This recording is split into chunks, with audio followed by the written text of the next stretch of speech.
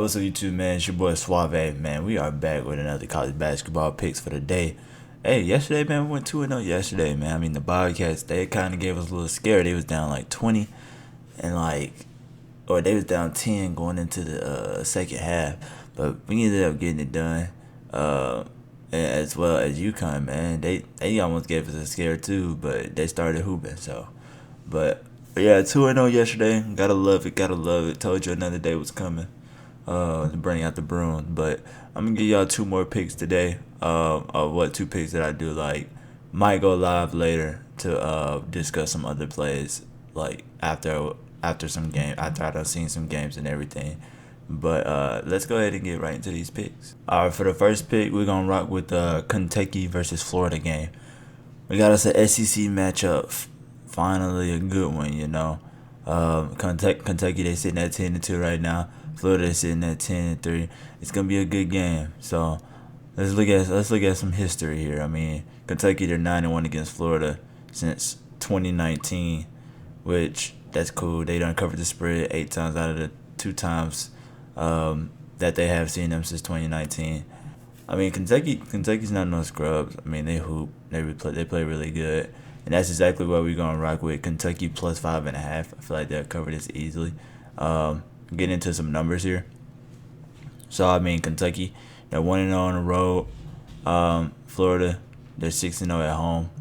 But the best part about it is, I mean, Kentucky, they have beat against top 25 teams. Kentucky is 2-1 against top 25 teams. You know. Like they actually see people. Florida, they are 0-1 against top 25 teams. Not only that, this is the first conference game in the SEC, so this game definitely gonna make some noise. When we talking about Kentucky on the offensive side of things, man, they're literally a top 15 team in every category. They're top 15. They're the 15th team at shooting 50% from the field and make smart decisions. They attempt 67 shots a game. That's ninth on offensive ranking. They are number 2 when it comes to shooting the three. So they shoot 42% from the three. They can get the three ball going early. Then Kentucky easily cover the spread against Florida. But they're number 2 when it comes to shooting three ball percentage. Florida on the defensive side thing, they're a top 100 team when it comes to guarding. They shoot 41% from the field. From the three, they allow their opponents to shoot 34% from the three. So that's something that they do struggle with, especially if you got Kentucky shoot 42% from the three. I mean, if they get the opportunity to hit those threes, then they're definitely gonna blow them out of the water or cover the spread at least.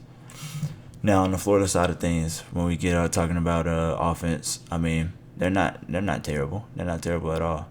I mean they shoot 33% from the 3-point line. That's not bad. That's average, you know. From the field, they shoot 47% from the field. I mean they put up 65 shots per game, you know. So I can see this game going over, especially with the opportunity as well. So I do like the over in that as well. But Kentucky defense is pretty solid. I mean, they almost got a top 100 defense. They allow their opponents to shoot 41% from the field. It's pretty solid. League average is 43.9. As far as 3-point percentage go, they almost got a top 100 defense when it comes to the 3-point percentage as well. I mean, they allow their opponents to shoot 31.2% from the three as well. So give me Kentucky to cover. They got it at plus 3.5, but I'm gonna lock it in at plus 5.5. I feel like they'll go into Florida with some high energy first SEC game. I mean, they've seen top 25 opponents before. It's nothing new. They see Florida all the time for sure. So it's like it's nothing new whatsoever. It's just all about can they put the ball in the cup as well. Not only that, credible wins by Kentucky in the last 10 games. I mean, they did lose to Kansas. I mean, Kansas is a really good team, which, cool, you lost to Kansas. But if that's your worst L, I mean, they lost to UNC Greensboro as well. That's a bad L. I'm not going to lie. That's a bad L. Like, they bounced back from that. After that, they beat UNC, which is a good dub. They beat Florida. I mean, they're number 1 in their conference. They're 11-2. They beat Florida and UNC on they beat Miami. Sorry, But on the Florida side of things, Florida, they lost to Baylor, they lost to Wake Forest, and then the games they won, they beat the Bobcats, they beat Grambling, they beat Michigan. They almost lost to Michigan. They only beat Michigan by 5, and they're not even that great. They smacked Florida State. They smacked Pitt. Yeah. So, but we're gonna ride with Kentucky plus 5.5. That's how I'm feeling today. And I also like the over as well. They get the over at minus 168. Yeah, I mean I like that as well. I mean this is the closest thing you're gonna get to dang near professional basketball, like for real, for real. So they definitely gonna hoop. But I still like Kentucky plus 5.5 for sure. Last pick, we're gonna rock with Providence and Creighton. It's gonna be a pretty good Big East matchup. I mean Providence they're 11-3, Creighton they're 10-4. Going based off the history, I mean Creighton got the upper hand on them. They 6-4 against Providence since 2018, but Providence has covered the spread 7 out of the 3 games since 2018 as well. They got the spread at plus 11.5 right now. I mean, me personally, I'm taking Providence plus 12.5, and I'm gonna tell you exactly why. I mean, on the road, Providence they're 0-1 on the road. That's fine, but it's a Big East matchup. Creighton they're 6-1 at home. When it comes to numbers, I mean Providence from the 3 they shoot 32.6 from the 3-point line.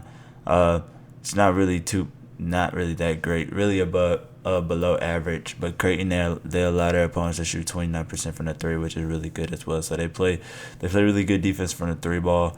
On the offense side of things for Providence, on the field goal side of things, I mean they shoot 46% from the field.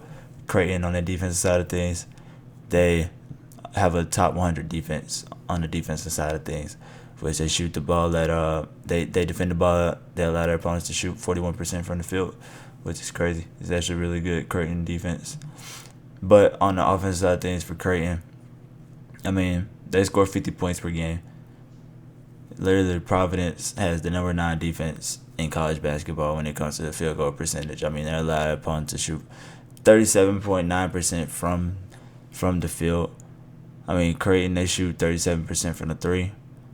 I mean Providence they allow their opponents to shoot 30% from the 3, which is as well a top 100 defense when it comes to shoot from the 3. They hold their opponents below average when it comes to shooting defense. So Providence defense really isn't trash. They're really solid from the 3. They just I mean they're really solid from the 3. I mean Providence when it comes to shooting free throws, they all shoot 69% from the free throw line as a team. Creighton they shoot 76% from the free throw line, because so every time Creighton goes to the line, more than likely they will be cashing it down. But I'm thinking as long as Providence plays some really good defense, stay within striking range, I mean they'll get this job done easily. I mean like every time they was against the spread, they got it done, except against Oklahoma. Yeah, against Oklahoma, it was the only time they weren't favored, and they lost. Against Marquette, they were +4 against Marquette, and they won that game by a lump sum. I mean Creighton, the only time they covered the spread that was over like 11 was against trash teams. Loyola Chicago, that was -19 covered. That was -8.5 against Colorado State. They did not cover. They lost. They covered against Oklahoma State at 7.5. Covered against Nebraska at 4.5. UNLV, they was -13.5. They did not cover, and as well they lost, which is crazy because UNLV is not that good. Then as well as Alabama, they beat Alabama, but they could not cover the spread, -7.5. They lost to Villanova by 2. They could not cover the spread, -9.5.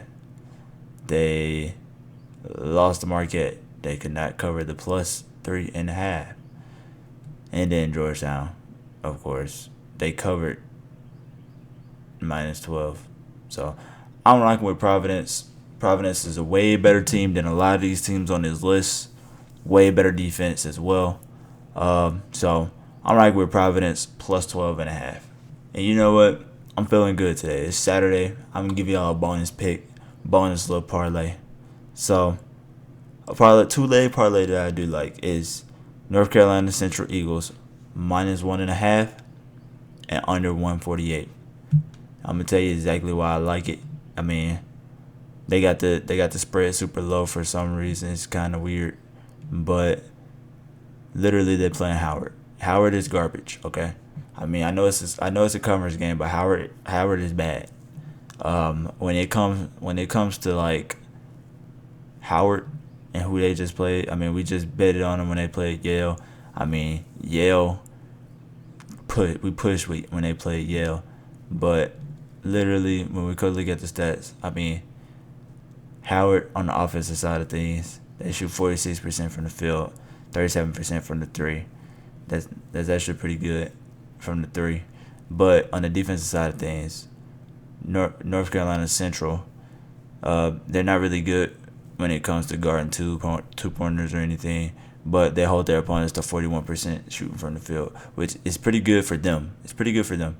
But from the three, which is really what I like, is that they hold their opponents to 27% from the three, which is 17th in their college basketball ranks. So I really love that, because if they could stop Howard from shooting threes, then they'd definitely cover this spread easily. But on North Carolina Central side of things, they shoot 46% from the field. I mean, Howard, they allow their opponents to shoot 45% from the field. Not only that, Howard allowed their opponents to shoot 33% from the three. North Carolina Central not really that good from the three, but they shoot 32% from the three. So I like the under in this game. Both teams can really put the ball in the cup, and I like North Carolina Central minus 1.5, and they got the over under at 148. So I like the under in North Carolina Central, two-leg parlay. But that's the sauce I'm rocking with today. But if you enjoyed this video, hit that like button, hit that sub button. We're trying to go for a clean sweep again on this nice Saturday. Go into some NFL. Might go live a little bit later, but hit that like button, sub button, man. Your boy Suave is out.